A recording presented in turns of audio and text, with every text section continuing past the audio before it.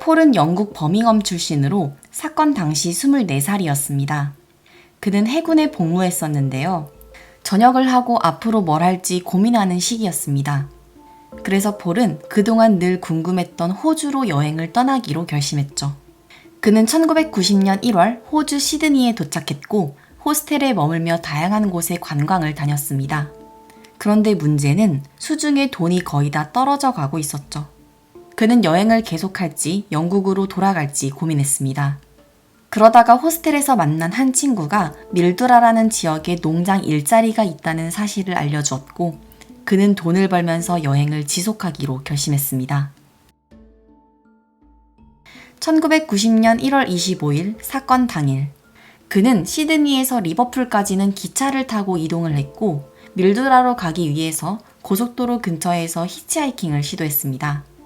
그러다가 한 남자가 배낭을 메고 있는 폴을 보고 태워주겠다고 제안했죠. 코수염이 인상적인 그 남자는 자신의 이름을 빌이라고 소개했습니다. 친근한 말투를 듣고 안심한 폴은 그 남자의 차에 탑승했고 그들은 흉 고속도로를 따라서 이동을 하며 대화를 나누었죠. 그 남자는 폴에게 어디서 왔는지 직업은 무엇인지 물어보았고 폴은 영국 해군 출신이라고 대답했습니다. 그러자 그 남자는 폴에게 특수훈련을 받아본 적 있나요? 라고 질문했죠. 또한 현재 여기 여행 온 것을 아는 사람이 있는지도 물었습니다. 남자가 질문이 다소 많다는 것만 빼면 초반 분위기는 그럭저럭 괜찮았습니다. 그런데 시간이 갈수록 그 남자는 인종차별적인 발언을 서슴없이 했고 말투가 난폭하고 거칠어졌습니다. 그래서 폴은 남자랑 대화하기 싫다는 생각이 들었는데요. 폴은 어느 순간 이상함을 감지했습니다. 벨랑글로 숲 근처에 왔을 때 그 남자가 점차 차의 속도를 늦추는 것이 보였죠. 또한 지속적으로 백미러를 확인했습니다. 폴은 남자에게 뭔가 문제가 있냐고 물었습니다. 그랬더니 남자가 차를 갓길에 대고 트렁크에 있는 카세트 테이프 좀 꺼내오겠다고 했죠. 운전석과 조수석 사이에 카세트 테이프가 있었기 때문에 그 남자의 행동이 좀 이상하다는 생각이 들었습니다. 그래서 마음이 불안해진 폴도 차에서 같이 내렸는데요. 남자는 폴에게 다시 차에 올라타라고 소리쳤습니다. 그리고 둘 다 함께 차에 올라탔을 때 그 남자는 갑자기 총을 꺼냈습니다. 폴이 놀라서 뭐 하는 짓이냐고 묻자 남자는 좌석 아래에 숨겨두었던 밧줄을 꺼내며 안전벨트를 매라고 협박했습니다. 하지만 폴은 즉시 문을 열고 차 밖으로 뛰쳐나왔죠. 남자가 자신을 쫓아올 줄 알았는데요. 뒤돌아보니 그는 웃으면서 폴에게 당장 돌아오라고 소리쳤습니다. 그리고 그 남자는 폴을 향해서 총을 쐈지만 다행히도 총알은 빗나갔습니다.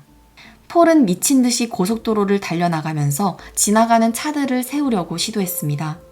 하지만 모든 차들은 지그재그로 피해가기만 할 뿐 아무도 멈추지 않았죠. 결국 폴은 남자에게 따라잡혀서 도로 한가운데에서 몸싸움을 벌였습니다. 폴은 남자를 간신히 밀쳐내고 다시 도망치는 데 성공했고 이번에 지나가는 차량만큼은 어떻게든 막아야겠다고 생각했습니다. 저 남자한테 잡혀서 고문당하고 죽는 것보다 차에 치이는 게 낫겠다고 생각했죠. 폴은 그 다음으로 다가오는 벤을 향해 달려가며 도와달라고 소리쳤는데요. 그 벤 안에는 조앤벨이라는 여성이 운전을 하고 있었습니다. 그리고 차 안에는 조앤의 여동생과 4명의 자녀들이 있었죠. 조앤은 멀리서부터 운전하면서 두 남자가 도로 한가운데에서 몸싸움을 하다가 한 사람이 도망치는 것을 보았습니다. 조앤은 누가 가해자고 누가 피해자인지 판단하기 어려웠습니다. 또한 여동생과 자녀들의 안전이 걱정되었지만 공포에 질린 폴의 표정을 보고 결국 차에 태워주었죠. 그리고 즉시 후진을 해서 그 자리를 탈출했습니다.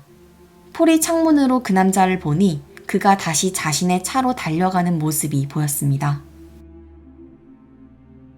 조앤은 우선 가장 가까운 경찰서로 갔다가 문이 닫혀 있자 좀 더 먼 동네의 경찰서로 가서 신고하는 것을 도와주었습니다. 경찰은 차량 번호판이나 남성의 성을 아는지 물어보았는데요. 문제는 폴이 기억하고 있는 정보가 없었죠. 그가 아는 것은 남자의 이름이 빌이라는 것뿐이었습니다. 그러자 경찰은 그러면 수사를 진행할 수 없다고 대답했습니다. 그렇게 허무하게 조사가 끝난 폴은 여권과 모든 소지품을 남자의 차에 두고 내렸기 때문에 빈털터리였습니다.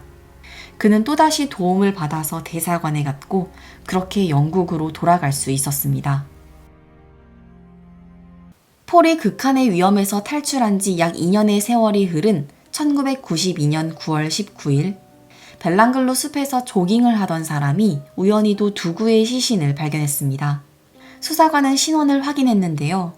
영국에서 온 배낭여행객 캐롤라인과 조앤으로 밝혀졌습니다.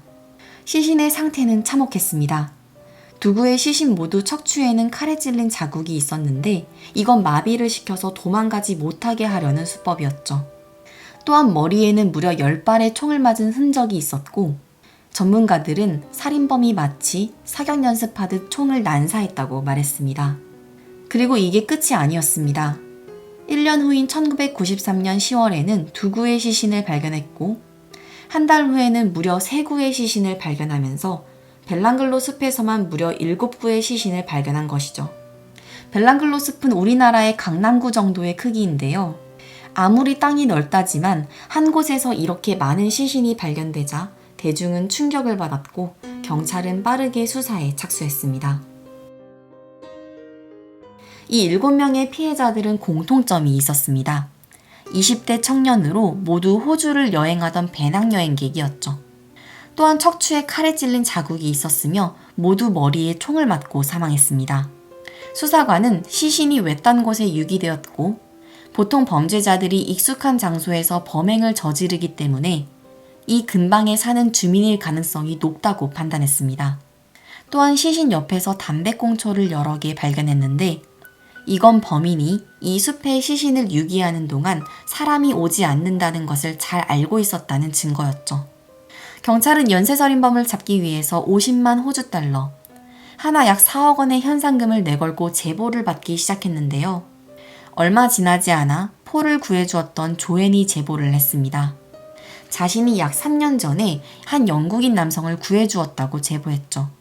또한 폴 역시 영국에서 신문 기사를 읽다가 호주의 배낭여행객 연쇄살인 소식을 접했고 자신이 겪은 일을 제보했습니다. 그 수사관은 이 지역 근방에 거주하고 있고 비슷한 전과가 있는 사람들 위주로 의심되는 사람들을 추렸습니다. 그랬더니 1600명의 목록이 만들어졌는데요.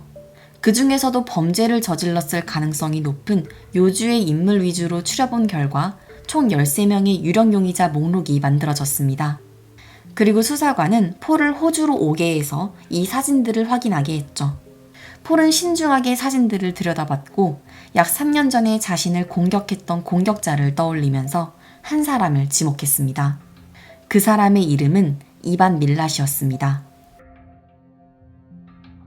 이반 밀랏은 수사관이 13명의 유력 용의자 중에서도 가장 강력하게 의심하고 있던 사람이었습니다.